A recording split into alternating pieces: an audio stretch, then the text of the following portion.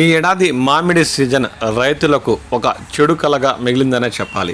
ఎందుకంటే ఈ ఏడాదైనా గత ఏడాది ఎలాగో నష్టపోయాం.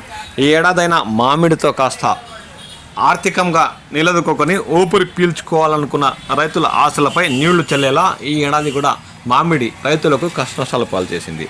ఇప్పుడు మామిడికి రాష్ట్ర ప్రభుత్వం ప్రకటిస్తున్న సబ్సిడీ 4,000 కూడా నిలిపివేస్తున్నట్టు అధికారులు పేర్కొంటున్నారు. కలెక్టర్ ఆదేశాలతో ఉమ్మడి చిత్తూరు జిల్లాలోని 8 మండలాల్లో బుధవారం సాయంత్రం నుంచి ర్యాంపులు మూసివేస్తున్నట్లు జిల్లా మార్కెటింగ్ శాఖ ఏడీ పరమేశ్వరన్ తెలిపారు.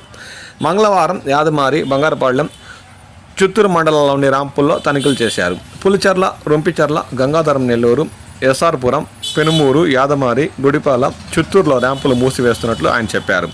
అక్కడ విధులు నిర్వహిస్తున్న ప్రభుత్వ ఉద్యోగులు బుధవారం సాయంత్రానికి సంబంధిత తోతాపూరి మామిడి సేకరణ వివరాలను మార్కెట్ కమిటీల కార్యదర్శులకు సమర్పించాలని ఆయన సూచించారు.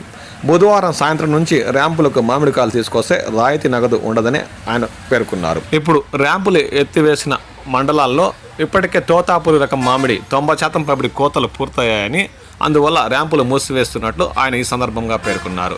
ర్యాంపుల వద్దకు మామిడి లోళ్లతో వెళ్లిన రైతులకు గురువారం నుండి ఎటువంటి రాష్ట్ర ప్రభుత్వ టన్నుకు 4,000 రాయితీ అందదని, ఈ విషయాన్ని రైతులు గమనించాలని ఈ సందర్భంగా ఆయన రైతులకు సూచించారు.